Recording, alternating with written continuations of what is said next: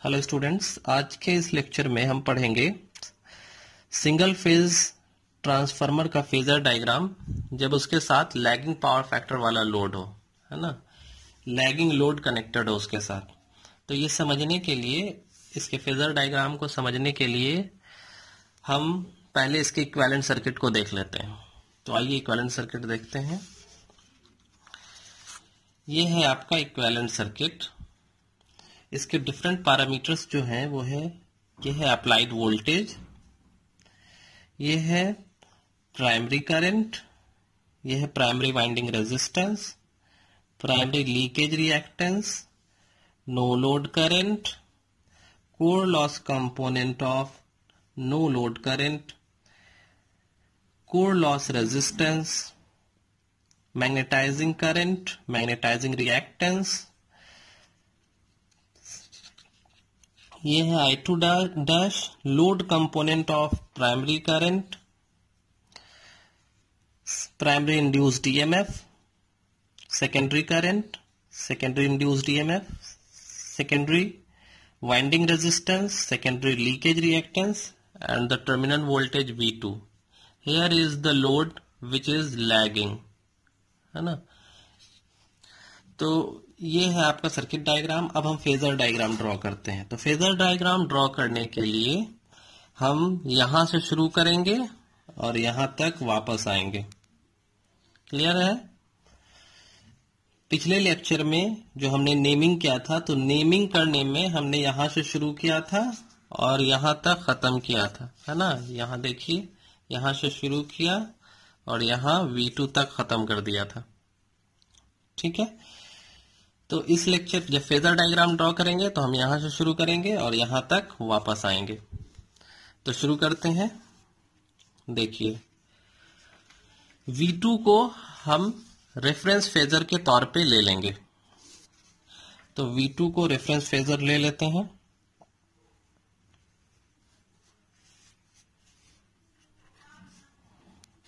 ये हो गया आपका V2 रेफरेंस फेजर। अब चूंकि आपका जो लोड कनेक्टेड है वो कैसा लोड है, तो लैगिंग लोड है मेरा। तो लैगिंग पावर फैक्टर वाले लोड में जो करंट होता है वो अप्लाइड वोल्टेज से लैग करता है। तो यहां पे ये V2 के करस्पॉन्डिंग जो करंट है I2, ये phi2 एंगल से लैग करता हुआ बना दिया हमने। ठीक है, ये phi2 एंगल से लैग कर रहा है। ये जो I2 है, ये I2 यहां से जो फ्लो कर रहा है सेकेंडरी साइड में, तो देखिए ये जा रहा है R2 के पास और इसके अक्रॉस एक वोल्टेज ड्रॉप हो रहा है I2R2, है ना। तो इसके अक्रॉस जो वोल्टेज ड्रॉप हो रहा है, इसको हम कैसे दिखाएंगे, इस वोल्टेज ड्रॉप को। तो चूंकि ये रेजिस्टिव लोड है, तो यहां से सेम फेज में I2 के साथ सेम फेज में ये I2R2 ड्रॉप होगा। तो इसे मैं ड्रॉ कर देता हूं। ये हो गया आपका I2R2। ये वोल्टेज ड्रॉप हो गया आपका। फिर यही करंट आगे चला तो वोल्टेज ड्रॉप हुआ I2X2। अब चूंकि ये इंडक्टिव है ना, रिएक्टेंस है ये, तो रिएक्टेंस के केस में आपका जो वोल्टेज ड्रॉप होगा वो करंट के साथ 90 डिग्री के फेज पे होगा, है ना। वोल्टेज जो है ये 90 डिग्री के फेज पे होगा। तो 90 डिग्री यहां से मैं ड्रॉ कर देता हूं। ये हो गया आपका I2X2। देखिए, ये वोल्टेज ड्रॉप, ये वोल्टेज ड्रॉप और ये वोल्टेज ड्रॉप, तीनों को अगर हम सम करें तो हमें क्या मिलेगा, ये, है ना। जो यहां से चल रहा है केवीएल अप्लाई करेंगे इस लूप में, तो जो यहां से चल रहा है वही यहां जाके थोड़ा वेस्ट हो रहा है, थोड़ा यहां जा रहा है और थोड़ा बाकी यहां पे आ रहा है। तो ये जो है इन तीनों का सम है। तो इसका ये V2 और ये I2R2 और ये I2X2 तीनों का अगर हम फेजर सम करेंगे तो हमें क्या मिलेगा, तो E2 मिलेगा। तो इन सब का वेक्टर सम हम कर देते हैं।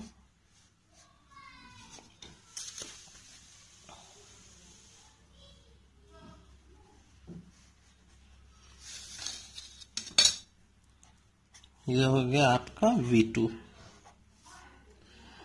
ठीक है, और E2 सॉरी, ये हो गया आपका E2। अब E2 जो है, ये E2 किसकी वजह से प्रोड्यूस होता है, तो फ्लक्स फाई की वजह से, है ना।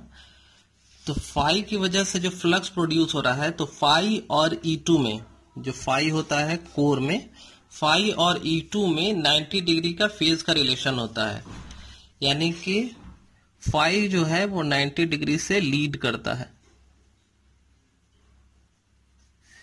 तो ये हो गया आपका फाई, और ये 90 डिग्री से लीड कर रहा है किससे, E2 से। तो ये इन दोनों का रिलेशन है, फाई और E2 का। अब यही फाई ये इंड्यूस्ड ईएमएफ E1 को भी जनरेट करता है, तो इन दोनों के साथ जो इसका रिलेशन होगा वो एक जैसा होगा। तो यानी कि E1 भी जो है इसी फेज पे आ जाएगा। ये हो गया आपका E1 90 डिग्री के फेज पे, है ना, 90 डिग्री से लैग कर रहा है E1 फाई से। ये जो E1 है और E2 है, ये डिपेंड करता है नंबर ऑफ टर्न्स पे। जिसके नंबर ऑफ टर्न्स ज्यादा होंगे उसका मैग्नीट्यूड भी ज्यादा होगा। अगर N2 में नंबर ऑफ टर्न्स ज्यादा है तो E2 यहां पे बड़ा है। अगर इसमें N1 में नंबर ऑफ टर्न्स ज्यादा होते तो E1 बड़ा होता मैग्नीट्यूड में और E2 छोटा हो जाता। क्लियर है। अब इस फ्लक्स को जनरेट कौन कर रहा है, ये जो फ्लक्स है इसको कौन जनरेट करता है, तो magnetising component of no load current, है ना, I म्यू। तो फाई के साथ सेम फेज में होगा आपका I म्यू, ठीक है। अब I म्यू यहां से जो जा रहा है इस मैग्नेटाइजिंग रिएक्टेंस से, तो इस मैग्नेटाइजिंग रिएक्टेंस के पास वोल्टेज कितना है, तो हम बोलेंगे E1, है ना, यहां से इसके पैरेलल E1। लेकिन इस E1 का हम डायरेक्शन जानते हैं कि लेंजेस लॉ से इसके जस्ट अपोजिट होता है, ठीक है। इस रिएक्टेंस के, मैग्नेटाइजिंग रिएक्टेंस के अक्रॉस वोल्टेज होगा -E1 according to Lenz's law. तो -E1 हम यहां से ड्रॉ कर लेते हैं।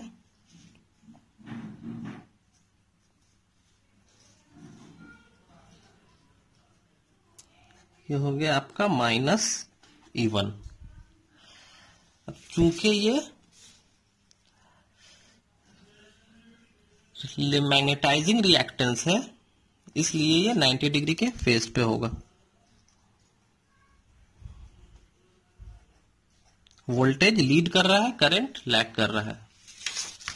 यही वोल्टेज इस रेजिस्टेंस के अक्रॉस भी है। यहां पे भी वोल्टेज -E1 ही है ना, पैरेलल में।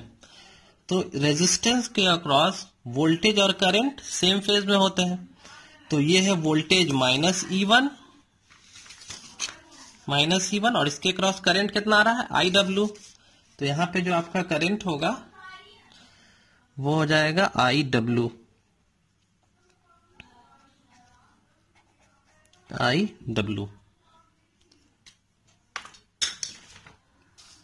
अब ये IW और I म्यू दोनों का सम क्या हो जाएगा, I0। तो हम दोनों का सम कर देते हैं।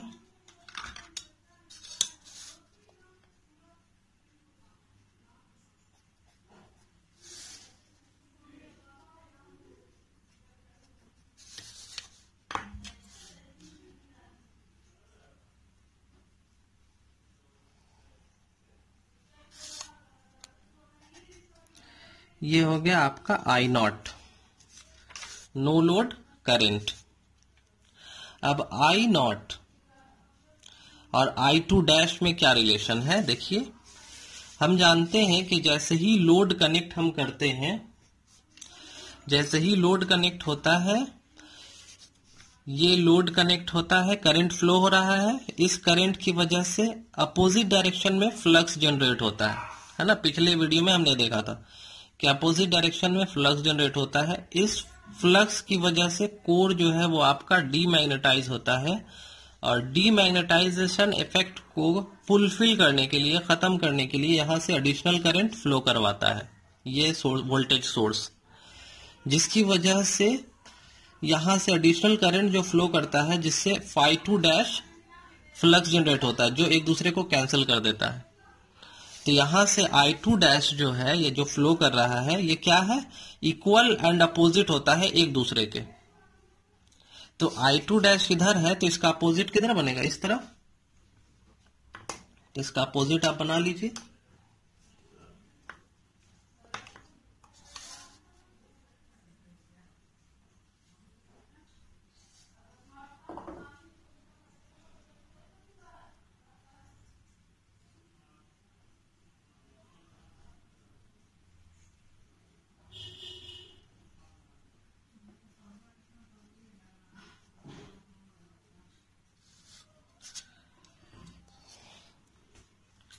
ये हो गया आपका आई टू डैश।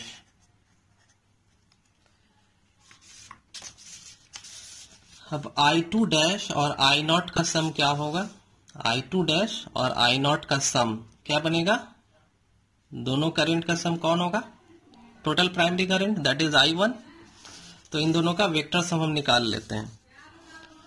तो वेक्टर सम इसका बना लेते हैं हम।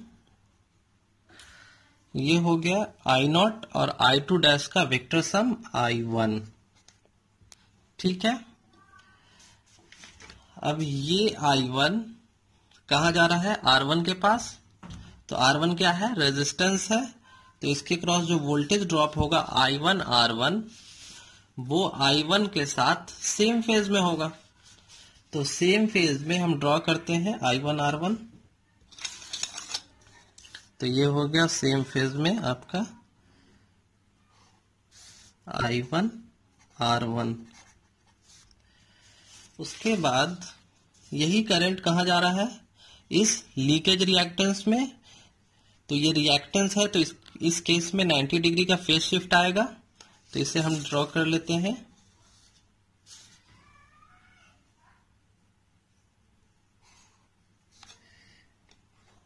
ये हो गया आपका आई वन एक्स वन, ये I one R one, I one X one और ये ई वन, तीनों का वोल्टेज, तीनों वोल्टेज का सम क्या हो जाएगा, ये primary voltage source that is V one. तो हम इन तीनों का वेक्टर सम कर देते हैं। ये ई वन, ये आई वन आर वन और ये आई वन एक्स वन, तीनों का सम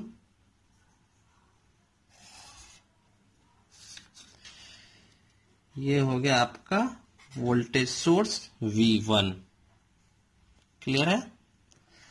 अब इस I1 और इस V1 के बीच का जो एंगल होगा ये होगा φ1। और जब हम लोड कनेक्ट नहीं करेंगे, जब कोई भी लोड कनेक्टेड नहीं होगा, तब ये नो लोड करंट फ्लो करेगा और उस केस में आपका जो एंगल होगा वो होगा phi naught, no load power factor angle. ठीक है। तो ये था आपका phasor diagram single phase transformer का जब लैगिंग पावर फैक्टर वाला लोड हो। अब